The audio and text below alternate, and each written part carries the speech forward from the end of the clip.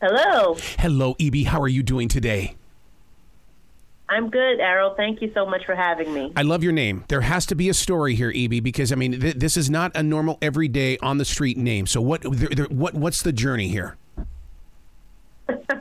I did change my name, just like my character in Nigeria Jones. My mama did not name me Ibi Zoboi. It started out as a pen name, and because of so much confusion around pen names, I decided to change it legally.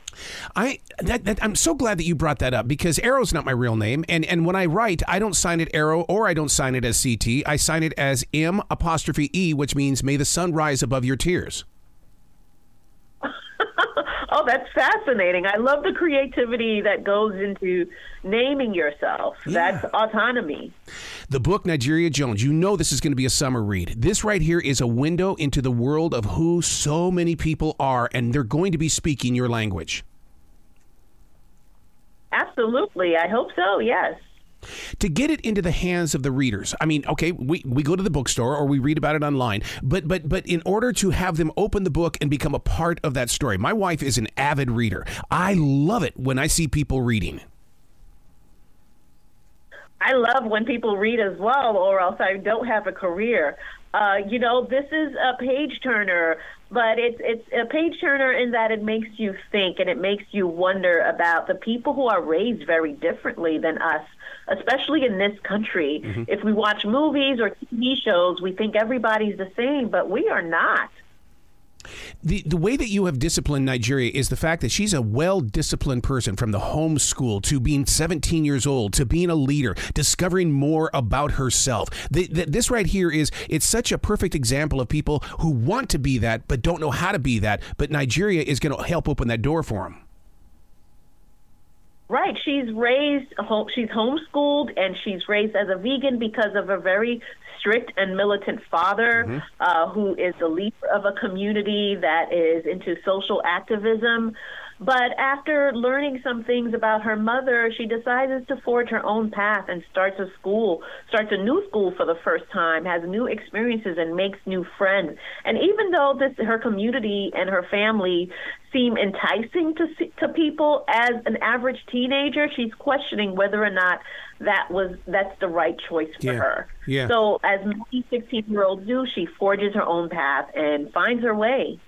But like conflict and different paths changing and stuff like that, because when her mother disappears, all of a sudden her eyes open and her heart becomes stronger. Absolutely. A lot of young people are raised with parents who are either divorced or a parent is not in the home.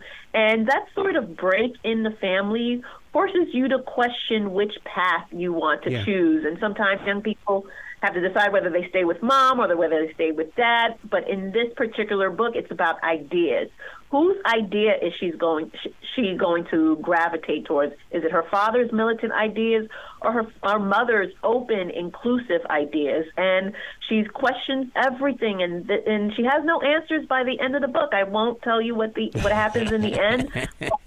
Yeah, this is a coming-of-age story where you initiate the process of becoming your own self. Speaking of paths, the way that you make paths with your words, I mean, are you writing to yourself when you're putting these books together, or are you like a radio person? We envision a listener being there.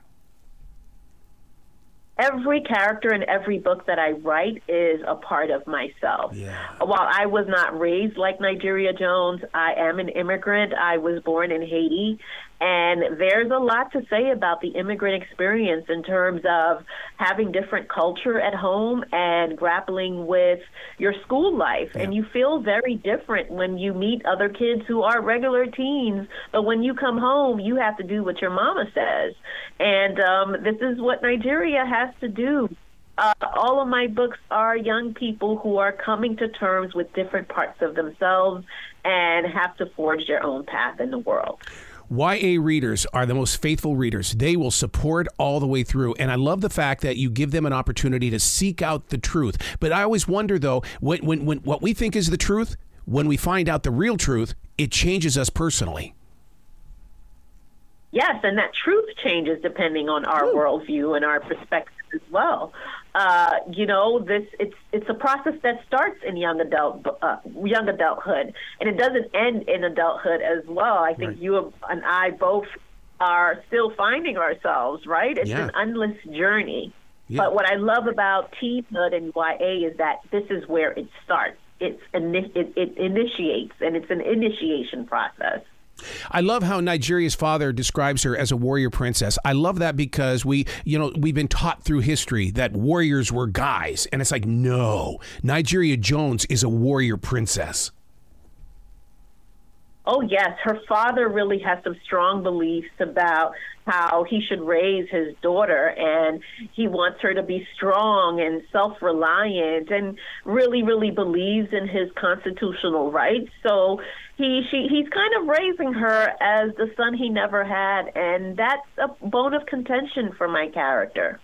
When did you realize that you had a writer's voice? Because, I mean, so many different authors will talk about, well, this is my 7th book. This is my, such and such number of attempts. Because, I mean, a writer has got to have a storytelling capability. Oh, my God, you've got it. Oh, yes. I really know that it begins with the imagination. I was just a imaginative child whose just ideas and visions just ran the gamut. And, those young people in your life who are constantly daydreaming and don't seem to be paying attention, those are the superstars, even if they're chatty, and I'm sure many interviewers or our TV or radio personalities were chatty children. Mm-hmm. So everything about ourselves when we were children ends up being to our benefit. I truly believe that. Native American medicine men, they would walk through the streets and they would look for the silent one, the chatty one, the creative one, because they knew they were going to be the future medicine man. Oh, wow, that's fascinating. Yes, I wish we would have medicine men now in our culture. Put them in the schools and have them point out, who these special people are. Absolutely. You've got to come back to this show anytime in the future. I love talking to you. You've got a beautiful heart.